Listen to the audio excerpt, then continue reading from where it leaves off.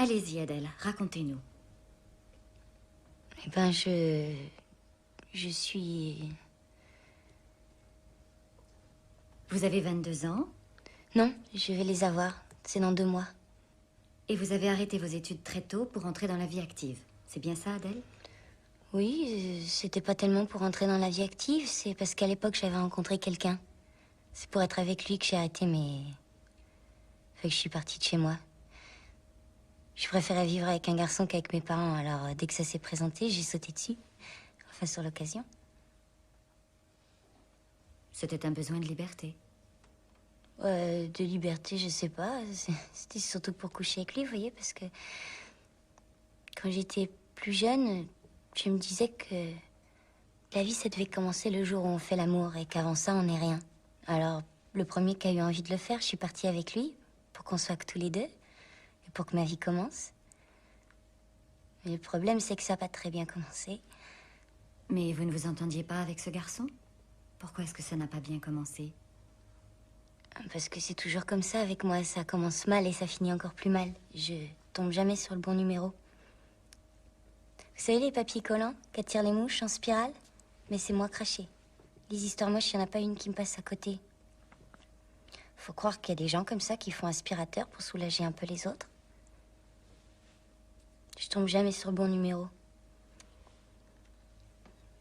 Tout ce que j'essaye, ça rate. Tout ce que je touche, ça se transforme en vacherie. Comment vous expliquez ça, Adèle? Ah bah, la poisse, ça s'explique pas, hein. C'est comme l'oreille musicale, si vous voulez. On l'a ou on l'a pas. Qu'est-ce qui s'est passé avec ce garçon?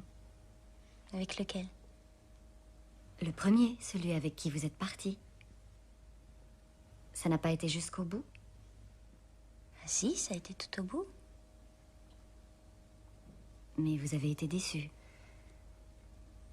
Ben non, c'est... Au contraire, c'est mieux ça le problème, parce que si ça m'avait pas plu autant, je serais peut-être pas là aujourd'hui. Enfin bon. Sauf que la première fois, on n'était peut-être pas trop à l'aise. Oui, la première fois, c'est jamais très facile. Et puis, si vous n'étiez pas très à l'aise, c'est parce que vous étiez très jeunes tous les deux. Non, parce qu'on était au lavabo d'une station-service et que c'est pas très pratique. Je sais pas si vous avez déjà essayé. Non. C'est pas pratique, surtout sur les autoroutes. C'est moi qui avais eu l'idée de faire du stop parce que je croyais que l'histoire d'amour, ça se passait toujours au bord de la mer. Mais le stop, c'était pas une bonne idée. Marqué, hein. C'est normal aussi parce que si on fait le compte des bonnes idées, j'en ai pratiquement jamais eu. Puis c'est toujours pareil. Chaque fois, je m'emballe trop vite, je réfléchis pas, c'est ça mon défaut. Heureusement que quelqu'un m'a ramassé, sinon je crois que j'aurais été capable de me jeter sous un camion ou sous autre chose. Qui vous a ramassé? Je peux pas vous dire son nom parce que c'était un homme marié, un psychologue. D'ailleurs, il a tout de suite senti que j'avais un coup de cafard carabiné. Il s'est mis en quatre pour me remonter le moral. Il s'est même tellement mis en quatre, j'ai même cru que j'étais tombée à moitié enceinte. Mais coup de bol, c'était juste l'appendicite. Enfin, coup de bol, façon de parler, parce que avec l'anesthésiste, je peux pas dire que j'ai eu énormément de bol. Vous avez eu des problèmes avec l'anesthésiste? Non, elle était gentille. Puis il avait l'air d'être tellement amoureux que je l'aurais suivi à l'autre bout du monde. Mais en fait, on n'a pas été plus loin que Limoges. C'est marrant, hein? Comme les gens peuvent avoir l'air raides amoureux en l'étant pas du tout. C'est un truc qui doit être facile à imiter. Il me disait que je faisais l'effet d'un verre de Cointreau. Mais le Cointreau, il a dû s'enlacer assez vite, c'est pour ça qu'il est parti téléphoner. À qui? Ah, ça, j'ai jamais su, parce qu'il est jamais revenu. On était dans un restaurant. Je savais pas qu'il y avait une sortie par derrière, c'est pour ça que j'ai attendu jusqu'à la fermeture. Le patron habitait juste au-dessus. Ça sentait un peu la friture, mais il avait des mains douces et calmes. Les mains, c'est traître, ça peut vous faire croire n'importe quoi. C'est comme ça que je suis rentrée dans la vie active. Enfin, que je suis devenue hôtesse d'accueil chez lui. Hôtesse d'accueil, ça consistait en quoi? Bah, au début, surtout à accueillir, à être souriante avec tout le monde. Ça donnait pas la méningite comme travail. Mais les sourires, c'est ce que c'est. Ça donne vite des idées. Et puis à Limoges, il y a tellement d'hommes qui se sentent seuls. Vu de l'extérieur, on se rend pas compte. Mais le juge m'a dit que c'était un des coins de France où il y avait le plus de dépressifs, c'est pour vous dire. Quel juge, Adèle? Celui qui s'est occupé de moi quand ils ont fermé le restaurant. À cause des hôtesses d'accueil. Lui aussi, il était dépressif. Mais c'est pareil. Lui non plus s'est pas occupé de moi très longtemps. Même pas un quart d'heure. Dans une chambre d'hôtel, sans oreiller, sans télé, sans rideau. Remarquez, il avait pas mauvais fond. Quand il a vu que j'avais les yeux rouges de larmes, il m'a offert son mouchoir. Puis il est parti.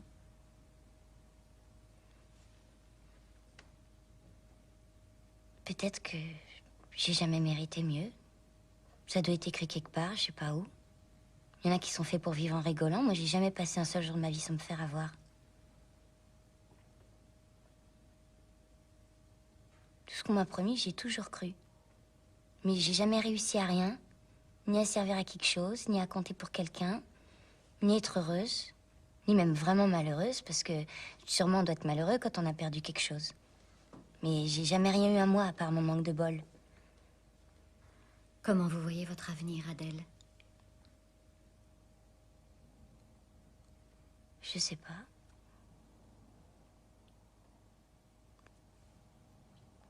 Quand j'étais petite, j'avais qu'une seule idée, c'était de grandir. Je voulais que ça aille plus vite. Mais maintenant, je sais pas à quoi ça a servi, tout ça. Je sais plus. Devenir plus vieille. Ce qu'il y a devant moi, j'ai l'impression que c'est comme une salle d'attente. Dans une grande gare, avec des bancs, des courants d'air. Et derrière les vitres, des tas de gens qui passent à toute allure, sans me voir.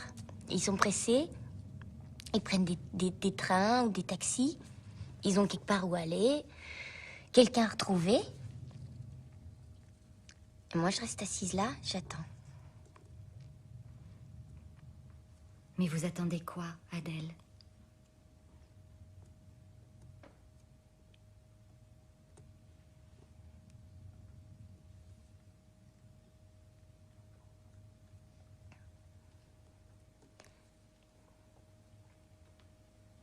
Il m'arrive quelque chose.